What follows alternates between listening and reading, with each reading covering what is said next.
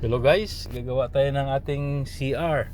Ito po, ako po ito yung nag-design nito ng ating connection ng ating CR from the bowl then to the drainage and sa second floor or third floor ng ating bahay. Andiyan na po yung connection yan. Kaya ito po yung taas ng CR natin kasi na-slab na natin yon, na-flooringan na natin. Dito nakikabit na natin yung ating valve, linya ng tubig. Ito yung linya ng tubo galing sa third floor natin. Ayan, yung temporary valve na gagamitin natin pagka magpag-tiles na tayo, tsaka na natin tanggalin yan. Papalitan natin ng valve na may tangki na, push button na lang, hindi na tayo magbuhos-buhos. Ay guys, yan, unti-unti natin itong nagagawa yung ating CR at atin nating ita-tiles po ito. Ay yung merong dugtong doon na sinusunog ng ating gumagawa ay dudugtungan natin ng ng tubo or coupling para matanggal yon. Kaya guys, tignan nyo yung ating CR na ating gagawin ngayon. Ayan na, ready na yan, pati mga faucet ng ating mga bidet, ready na yan. Kaya ayan yung shower natin, yung flexible hose lang igamit ng shower natin.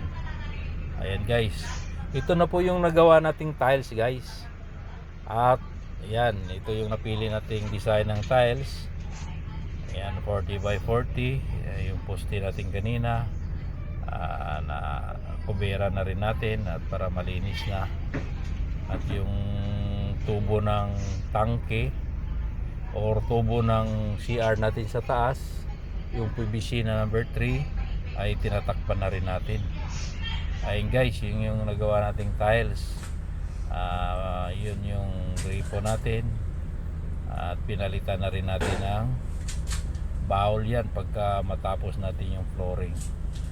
Ayan, yun yung shower natin, yun yung wall ng shower natin.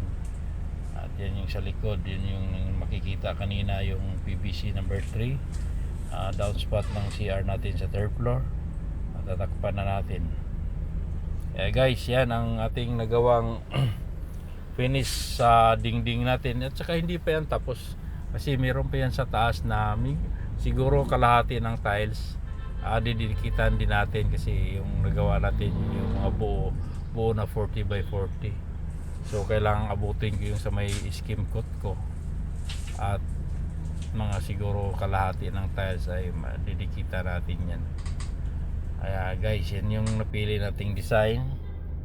Yan, gagawin na natin yung flooring natin mamaya-maya. Pero bago natin gawin yung flooring, tatanggalin natin yung temporary wall natin para ilipat ko yun sa third floor. Doon naman siya magti-temporary or diretso na siguro kasi napakamahal ng materialis ngayon. Kaya yung bowl na bili natin ay kasama na rin yung laboratory niya. Kaya medyo makipot lang naman yung CR natin. At least napalinis natin, napagawa natin, okay na rin. At least may palikuran tayong magagamit sa bahay kahit maliit lang. Guys, yun yung napili nating tiles. Medyo para sa atin okay na yan, maganda na kasi ating desisyon yan. Yan, meron na already, matagal na rin ating pintuan na yan. Ayan guys, unti-unti na nating matatapos yan kasi pinapakita ko lang yung natapos nating tiles kasi kanina talagang wrap pa lang yun, sahig, pader. Ayan, nawala na yung PVC na pero sa bandang taas yan nandoon yung meron pa rin doon kasi almost 10 feet yung taas ng ating or 8 to 10 feet yung taas ng CR natin. Kaya hindi natin ma-tiles yung kabuuan ng ng height ng ating CR. Yung skim coat na lang sa pintura. Ito guys, ayos na natin. Tinanggal na natin yung inodoro or toilet bowl. Pinalitan na natin yung napili nating matte na flooring. Ito yung ginawa kong matte na flooring, parang nasa lang tayo. Kung sa probinsya lang, nasa tawag nito sa Bisaya, Tabay. Dito may balon, parang nasa balon lang ako kasi doon ako lumaki sa probinsya. Kaya napili ko itong tiles na flooring na yan, parang bato-bato, ganun lang. Okay na yan. Ang pinaka-importante naman sa lahat, may palikuran at medyo malinis. Importante, malinis yung palikuran natin. Ayan yung bowl natin. Saka natin tatanggalin yan pagka okay na ang lahat. Ayun na. Kinabukasan, natanggal na natin yung bowl, nakabit na natin yung lavatory. Ito na yung kabuuan ng ating CR guys.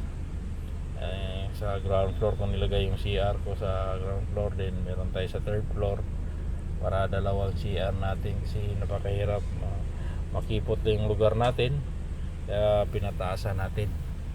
Kaya guys, yun yung napili nating lavatory. Medyo mumurahin lang, okay lang yan. Tapos ito yung tiles, yung natin, shower natin. Nilipat ko yung valve niyan kasi yung doon sa dulo, yung sa dati, medyo masikip doon. Kaya nilipat ko na yun, nakabit na rin natin yung lagayan ng sabon. Pero marami pa tayong ayusin dito. Marami pa tayong i-upgrade yung CR natin kahit maliit lang, para medyo maraming masabitan na hindi na tayo maglagay ng mga sampay-sampayan dyan, kahit ano-ano. Kaya guys, yan, salamat sa lahat na nanood sa aking video. Sana na-entertain ko kayo sa aking video, dahil kahit sa sarili ko itong bahay, parang hindi naman tutorial, medyo napakita ko naman yung kalabasan ng aking CR. Nagawa ko kahit maliit lang guys.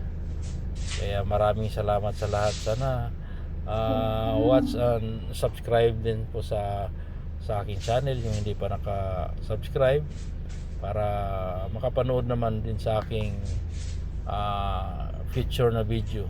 Dahil ang susunod kong video ay gagawa ko ng aking poste sa taas, sa third floor. Kaya maraming salamat guys. God bless all and thank you very much.